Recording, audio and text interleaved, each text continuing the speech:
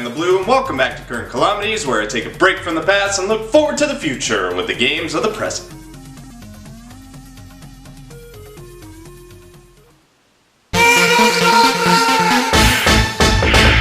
It's the 11th time that this franchise has graced our television, or in this case, switch screens, bringing with it more gore, blood, guts, and of course the infamous fatality. That is if you can do them, which I cannot.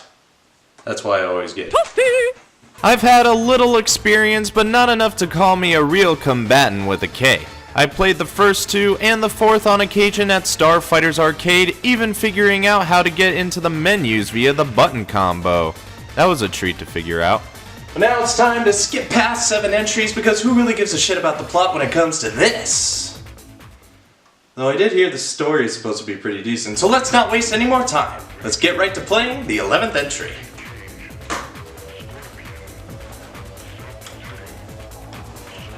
Though that can be called into question, can you really count a crossover as a main entry? Why did you do it, Ed Boon? Why did you do it? Not off to the best starts when you're immediately handed seizure warnings and have to endure a long-ass update, but yeah, I'm pumped to play this. We're going straight into combat and fight whatever roster members are here.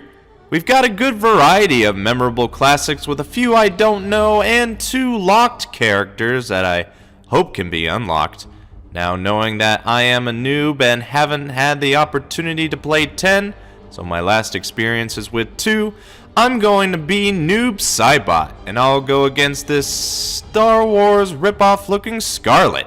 Select a stage, who cares? It's not like it's gonna add anything like Smash. You have no family.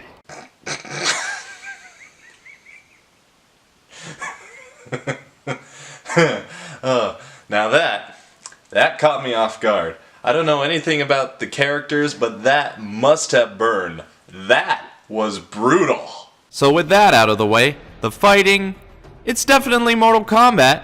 What I mean by that is that it's basically your typical affair of trying to take down opponents with your set moves while also trying to button mash combos until you get a sick move.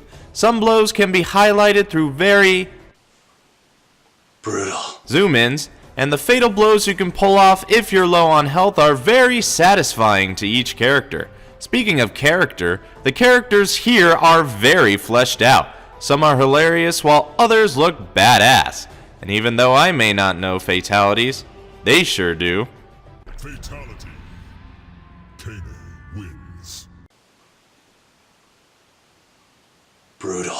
Core gameplay is still solid, but now let's take a look at the core story. I've heard that the story is somewhat good, so I'm very interested to see how a fighting game as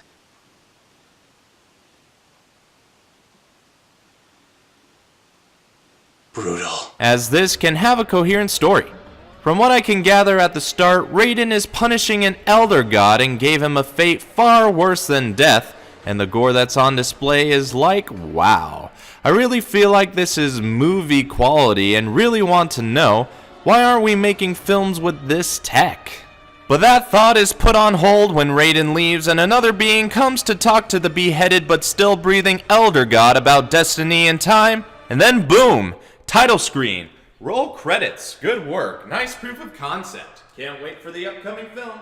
I don't want to go into any more detail after this, but I did play through Chapter 1 with Cassandra Cage, and I have to say I was hooked. The story here was rather simple as the Special Forces took on the Netherrealm, plus we also fight some undead combatants at points.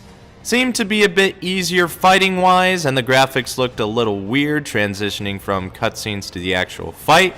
But the story and cutscenes were just so sweet that you really need to experience it for yourself.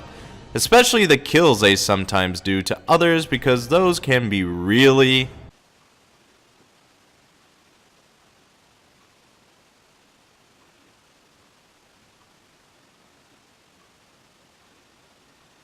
brutal. Well, everything looks real promising, but there's still plenty to do. You have the customized menu to do what it says to characters and other things. Nobody needs to learn how to button mash, but you can also play in various fighting modes, do the classic tower combat, but there are some things that worry me, and that's the combat card, which I believe to be some sort of mobile thing that it keeps asking me to connect to. I just want my gaming experience, man. Maybe I can turn that off in the lengthy settings. It's amazing to see how far we've come from the turmoil of the first game resulting in censors to now with it being as bloody great as ever. Mortal Kombat 11 is another great entry into the series that will never see an end. As far as I know, everybody will just keep coming back. And if they keep the stories coming, that'll most likely be the selling point going forward. This was a great time to let some aggro out on somebody that could take some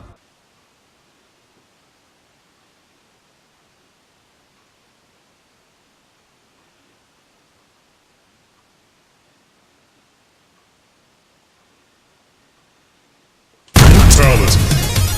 So with that all being said, what's my overall opinion?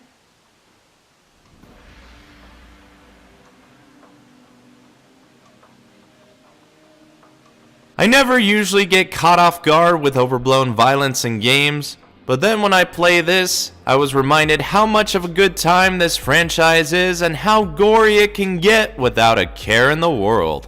The 11th Mortal Kombat is a welcome addition. Its gameplay and story are a perfect combination for longtime fans or those just wanting to play a simple fighter with a fitting story as a bonus. I say get it if you want to. There's still DLC combatants to be released, but the chances of seeing Shaggy is still slim to none. So what do you think? Do you agree with me, or have your own thoughts? Let me know by leaving a comment. If you like what you see, like the video with those thumbs up.